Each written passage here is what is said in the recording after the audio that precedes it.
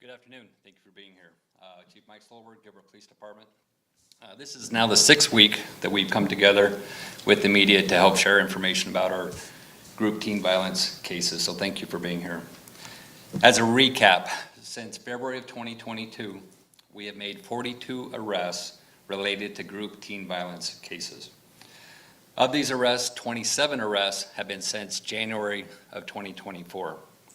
This week, we made 2 additional arrests related to a previously unreported assault and a robbery investigation. In January 2024, we received a video from another jurisdiction's investigation. From that video, we were able to identify the individuals involved. This incident occurred in September of 2023 at the In-N-Out parking lot here in Gilbert. As a result of our investigation, we were able to make 2 arrests. On Tuesday, February 20th, we arrested a 17-year-old juvenile that was arrested and referred to Maricopa County Attorney's Office on charges of aggravated robbery, assault, and disorderly conduct. The next day, last night, on February 21st, we re-arrested 20-year-old Jacob Pennington. He was re-arrested at the MCSO jail with aggravated robbery, charges of aggravated robbery. This is the 2nd time the Gilbert Police Department has arrested Jacob Pennington. The prior incident was an aggravated assault in December of 2022 at the In-N-Out parking lot. He was also arrested previously by Pinal County Sheriff's Office on an investigation in Pinal County. I mentioned a few weeks ago the dangers of posting personal information of others online, especially inaccurate information. Doxing is a term used to publicly identify or publish private information about someone, especially as a form of punishment or revenge. In Arizona, doxing is charged under the statute, use of an electronic communication to terrify, intimidate, threaten, or harass. I can tell you that we have 8 investigations involving doxing from incidents ranging from November of 2023 to February of 2024. These incidents involve Gilbert residents being harassed by persons because of their alleged connections to the teen violence investigations. Of these 8 cases, we have cleared 2 by arrests. We currently have 2 active investigations. 3 cases were exceptionally cleared because the victims did not desire prosecution. And then with the last case was an unfounded case. We weren't able to establish that a crime had occurred. Let me be clear that we want justice for each and every victim in Gilbert. We know the community wants justice as well, but we can't have vigilante justice where citizens are publishing personal information that can and has enabled others to verbally harass innocent individuals, and we can't pick and choose which cases we investigate. We will investigate all crimes in Gilbert. The 2 arrests that I mentioned involve subjects that posted the address of a family who purchased a home from a family of a person of interest the year prior. Individuals posted the address, and the new residents have been harassed by individuals driving by the house and harassing the family. We have not identified the individuals that were actually doing the harassing at the residence, but we have cited and released the 2 individuals who posted their information online. Each of these cases that I mentioned will be investigated for evidence of doxing. The evidence will be collected, and if probable cause exists, charges of doxing, threats, or harassment will be filed. Again, I want to thank the media and the community for helping us share information on these cases, the photos and the videos. Last week, we shared 4 different cases with you, different photos and videos. Thanks to the input from the community, we were able to identify the male and the the male and the female that were inside the vehicle when that assault occurred. The other 3 cases, however, we are still looking for information on who those individuals are that were involved. We will be updating our teen violence webpage to reflect those updates. And in addition to that, we continue to encourage anyone who has been a victim of crime in Gilbert or has any information about crimes occurring in Gilbert to contact the Gilbert Police Department. Provide that information to us so we can bring justice to everyone. A reminder that our next teen violence subcommittee meeting will be next Monday, the 26th, at the Southeast Regional Library from 6 to 8 p.m. And with that, I'll take any questions you may have.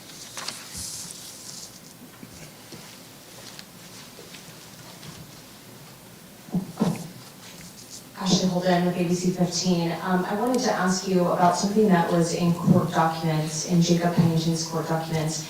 The victim said that she didn't report the incident that you were just talking about because of fear of retaliation. The family said that 20 to 30 subjects in ski masks showed up at their house. What do you have to say to that? Was that reported? I mean, that sounds terrifying. Yeah, and so I'll talk in general terms and I'll talk specifically about that. We have had cases where people, as I mentioned, a lot of these arrests that we've made since January are cases that were never reported to the police department. They've been reported after Preston was killed in December and January. We received a lot of these videos. And in this case specifically, as you mentioned, that was part of their fear, the victim's fear in reporting it. She was afraid of retaliation.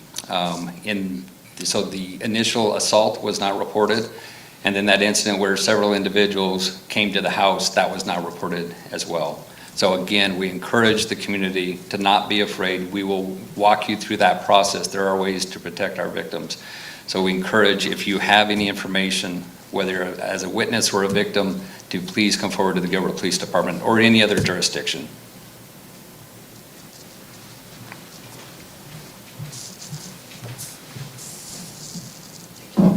Hi, Alan Bristol's KTR News. Yesterday I spoke with County Attorney Rachel Mitchell and I asked her for any updates on the investigation into the death of Preston Lord. And she said there was an update that Gilbert is now working with prosecutors on that case. Can you at all describe that work or what that means? So I saw that interview as well. In regards to we're constantly communicating with the Maricopa County Attorney's Office. We did have a meeting specifically last week to update them on our cases. Nothing specific to Queen Creek's case, but our investigations, the updates of where we're at with each one, as well as the progress we're making on the investigation into the Gilbert Goons.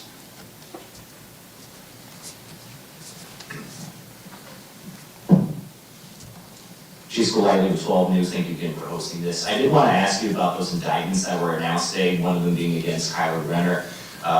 Drug possession charges, they said that stemmed from a traffic stop that happened in March of 2023. Can you tell us why it took so long for us to get here since that traffic stop was in 2023?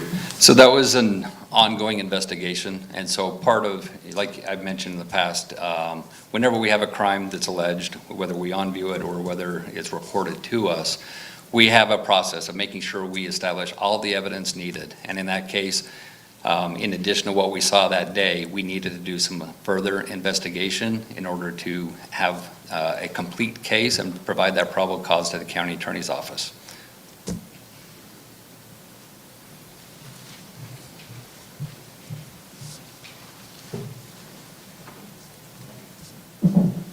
Hello, I'm Marcus Rigley with Arizona Republic. In the case of group assaults, what exactly is the criteria for arrest? Is it like a punch or a kick? So when we've talked about group teen violence, we are looking at cases where it's more than one-on-one fights. It's either 2, 3, or 4, sometimes more individuals that are assaulting 1 or 2 people. So in all those cases that I mentioned, which the 42 arrests from February of 22 to now, those are not just where 2 people fought. We have incidents like that, but the ones where I talk about group teen violence, those are where you have multiple people engaging in an assault or robbery of other individuals.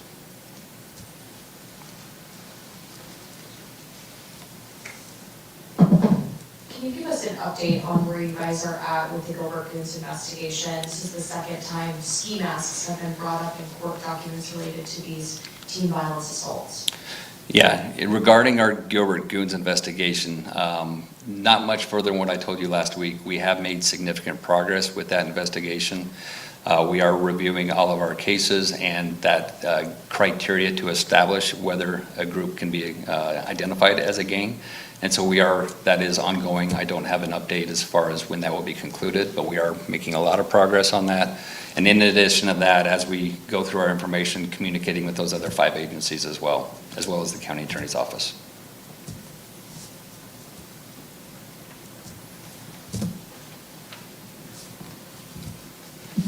Sorry, we have a lot of questions here.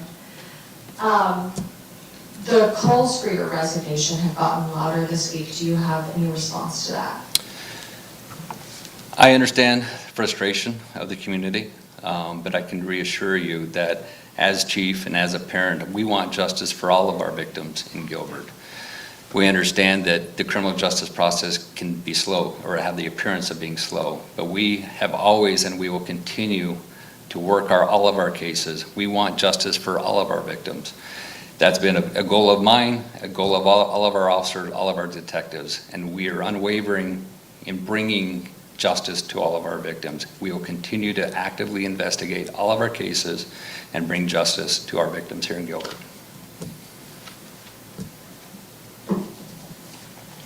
Chief, I was speaking yesterday to one of the activists who's followed this and tracked this closely, and it was her belief, take it with a grain of salt, that there were at least 5 people who have been identified in videos who have not been arrested at this point. I think there may be a little bit of a disconnect from what the public thinks versus when you talk about probable cause. Can you explain a little bit what that might mean to policemen in your terms versus what the public might hear on that? Yes, thank you, Tom. So anytime we have I'll use aggravated assault as an example, we have to evaluate all of the evidence, not only whether it's on video or not, evaluate what we're seeing on the video, but talk to all those individuals involved, whether it be a witness, a suspect, victims, and in addition to documenting the crime, but also can we establish why it occurred, and then any follow-up that needs to be taken after that. So we've had, in a lot of these videos that we've received, we've been able to identify victims, but not suspects, and with the help of the community, we've been able to identify those suspects. The cases I shared last week, we know who the suspects are in the majority of those cases, except for the one at the parking garage. But in the other cases, we are trying to identify who the victims are. We can make additional arrests once we get those victims identified. But in all the cases where we've identified the victim and we've identified the suspect, we have made arrests in all of our cases.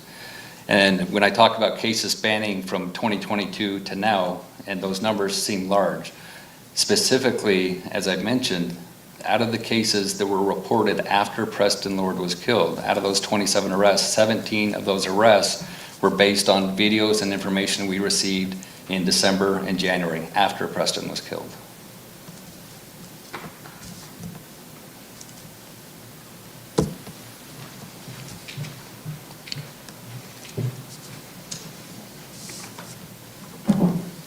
In regards to that 17-year-old female that was arrested this week, I was wondering, can you provide any details in relation to what attack that was, or any kind of details on that case? So just what I provided you before, we arrested a 17-year-old juvenile.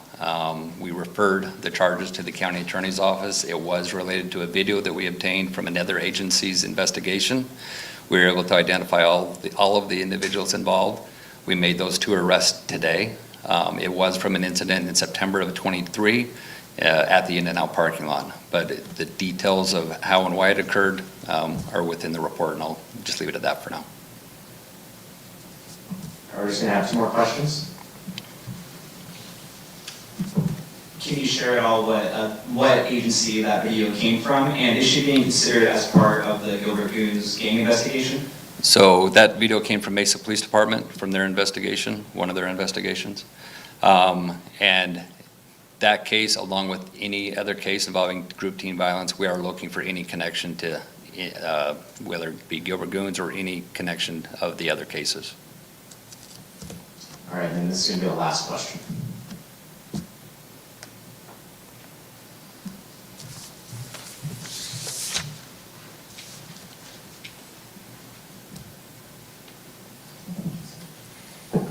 You've had 2 cases that you've submitted to the Maricopa County Attorney's Office with 2 teens, 1 incident, their charges turned down.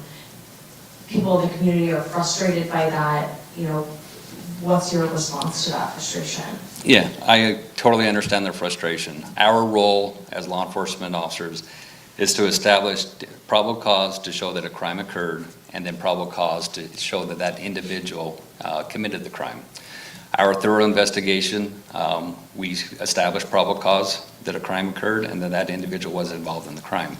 Keep in mind that there is a different standard for us, probable cause is a less standard than proof beyond a reasonable doubt, which is what's needed for a conviction. And so there are criteria that the county attorney will review in reviewing a case to determine whether to move forward with the case. I'll refer you to the county attorney's office on anything specific to the case. But in our case, we look at probable cause, and if we have a probable cause, we will submit a case. All right, thank you for being here. We will keep you updated as we continue to progress through our cases. Have a good night.